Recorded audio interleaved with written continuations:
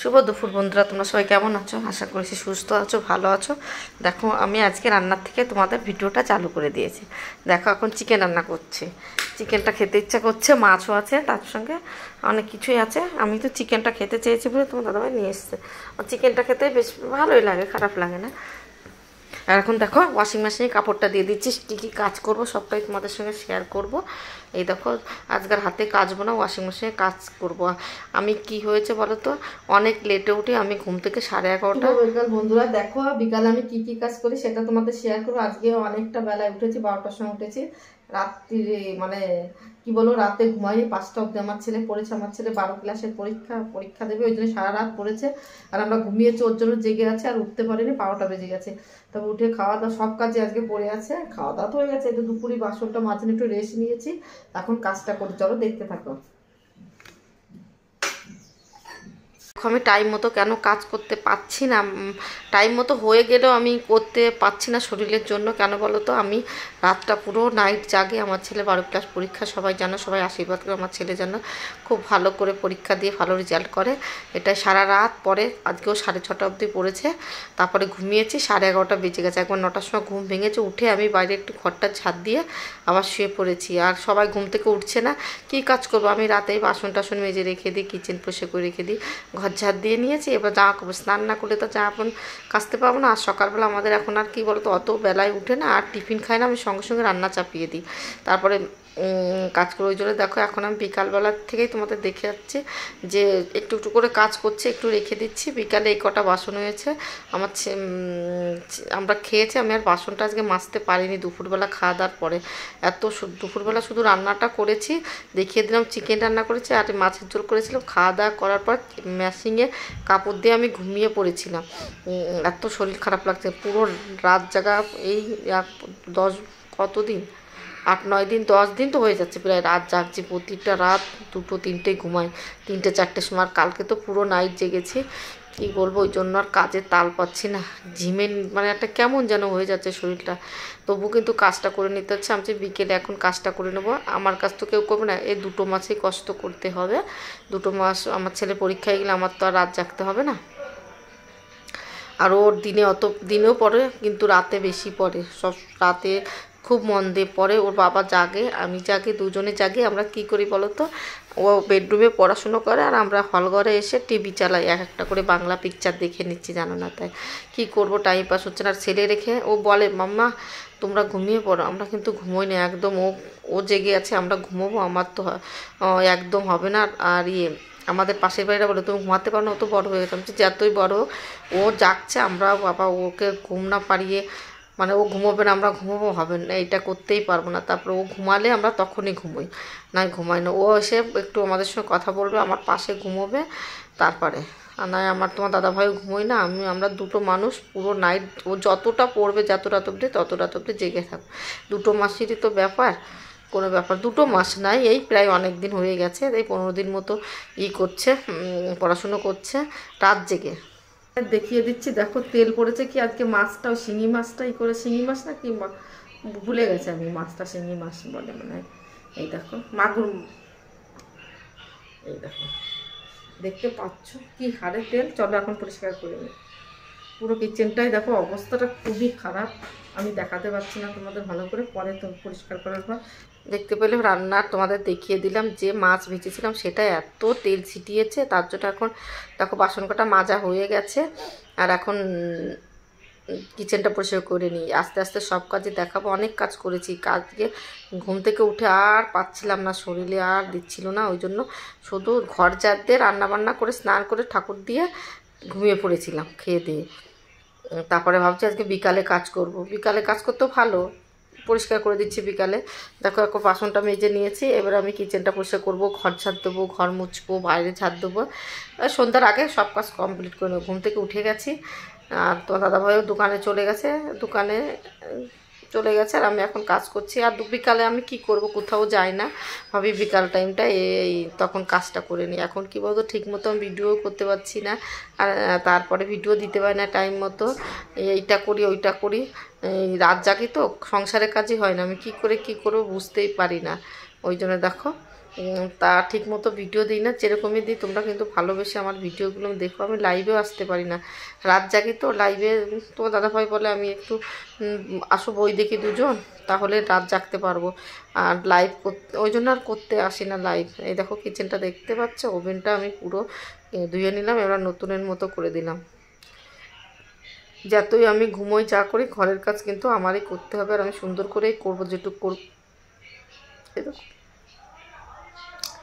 আমি কি বলো, 2 মাসে এরকম এলোমেলো হবে, তারপরে ঠিক হয়ে যাবে। কমপ্লিট হয়ে গেছে, কিচেনটা পরিষ্কার, বাসন মাজা, ঘরটা ঝাড় দিয়ে দিয়ে চলো ঘরটা ঝাড় দিয়ে ঘরটা মুছে দিই, ব্যাস কাজ কমপ্লিট। দেখতে থাকো, সন্ধ্যা সন্ধ্যা ভাব হয়ে গেছে, চলো ঝাড়টা দিই। আজকে আমি এই দেখো 30 কিলো চালটা উঁচু করে নিচে রেখে দেবো ড্রামে। কেন বলো তো, আমি আগে 60 কিলো উঁচু করে রাখতে পারতাম। হ্যাঁ, 30 কিলোর কত কষ্ট হয়েছে। চলো এই দেখো ড্রামটা দেখতে পাচ্ছ, ড্রামটা একটু মুছে নিই।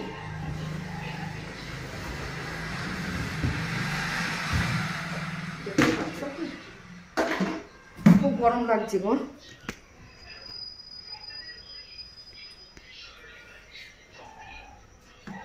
ড্রামটা বলে বাবা পার করেগা, দেখতে পারি নাকি। জয় মাতা, বাবা পাচ্ছি না, বাবা মাথায় চাপ লাগলো। ও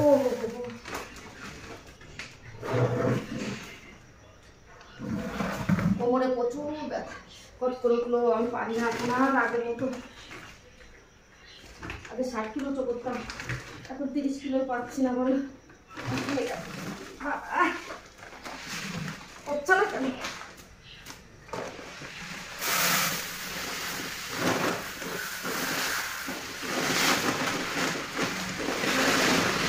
ও মা, মাথা কাছে চালটাও পড়ে গেছে, মাথাটা গেছে।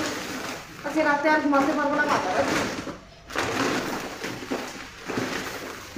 পাচ্ছি না।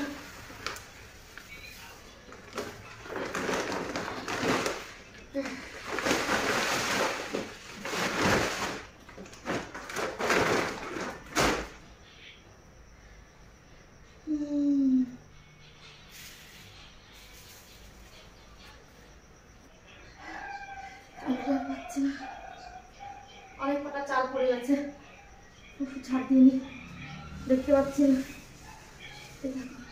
এটা খুব পিছল হয়ে গেছে, জানি না কেন আমার কষ্টটা হলো। পিছল হয়ে গেছে, আর কষ্ট হলো, আর পাচ্ছি না। কিছু করতেই হবে। এখানে আজকে মাছ ভেজেছি না, তেল এই যে পেরে গেছি। আমরা নারী, আমরা সব পারি। ও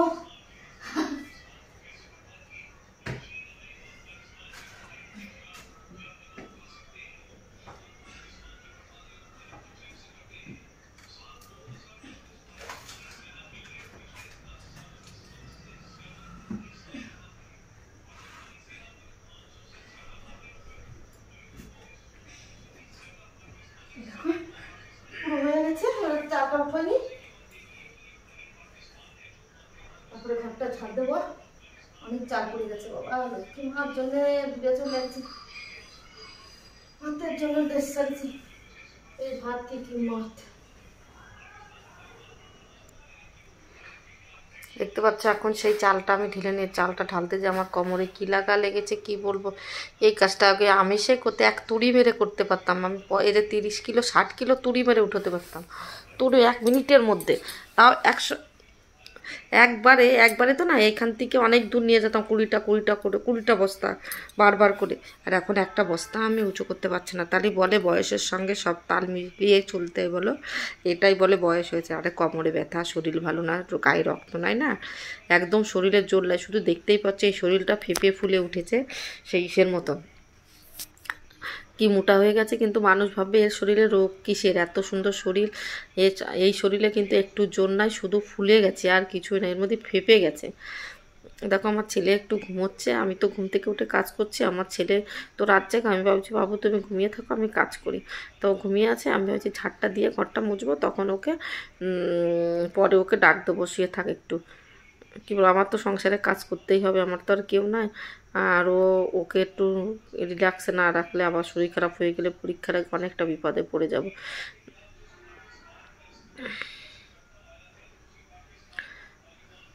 এই দেখো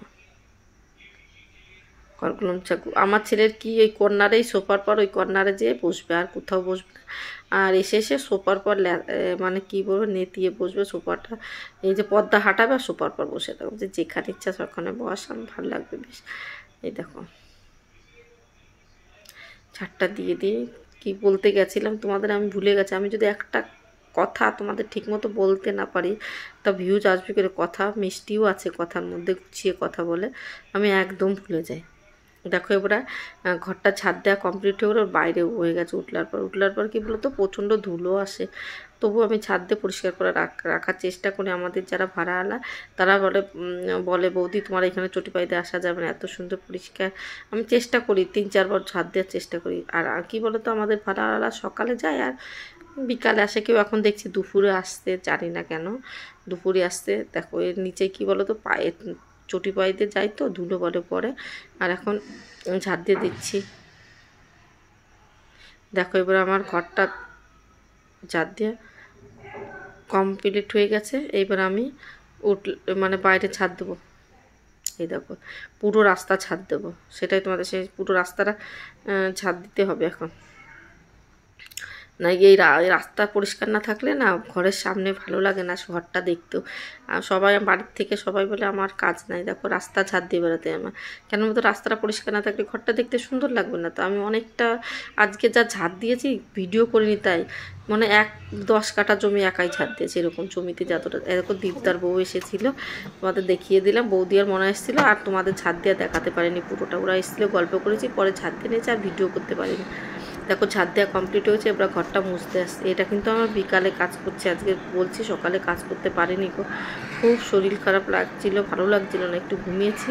এবার বিকালে দেখো কাজ তো আমার করতে হবে, কাজটা করে নিয়েছে। এখন পরিষ্কার হয়ে গেল, সন্ধ্যা লাগার আগে আগে ঘর বাড়ি টিপটাপ করে নেব। দেখেছো এখন মনে হচ্ছে না পরিষ্কার। এমনি এরকম সময় মুছলে ঘর আমার পরিষ্কারই থাকে, তবু ওই কাজগুলো রেখে আমি ঘুমিয়েছিলাম। অনেকে কাজ রেখে ঘুমাতে পারে না, আমি কিন্তু আর পাচ্ছিলাম না, শরীরে সাথ দিচ্ছিলই না, এতটা ক্লান্ত লাগছিলো। শুয়েছি কি ঘুমিয়ে পড়েছি, ওই জন্য ভাবছি চলো একটু ঘুমিয়ে নিয়েছি না, তারপরে এখন শরীরে এনার্জি ফুল। দেখো এখন সব কাজ পর করে দেখো গুছিয়ে কাজ করে বেশি টাইম লাগে না। দেখো বেডে দেরিতে ঘুম থেকে উঠেও দেখো দেখতে পাচ্ছ আমি গুছিয়ে কাজ করেছি, আমার তো হয়ে গেল। প্রথম আমি কী করলাম দেখতেই পারলে, বাসন কাটা মেজে কিচেনটা পরিষ্কার করলাম, তারপরে একটু চালটা ঢাললাম, ঘরটা ছাদে উঠোন বাড়ি ছাদ দিয়ে ঘরটা মুছবো ব্যাস। কিন্তু জামা কাপড় কেচে নিয়েছিলাম আজকে, তো আমি ওয়াশিং মেশিনে দিয়েছি জামা কাপড়গুলি, তখনই হয়ে গেছিলো খাওয়া দাওয়া করতে করতে। তারপর আমি নেড়ে দিয়েছিলাম। কিচেনটা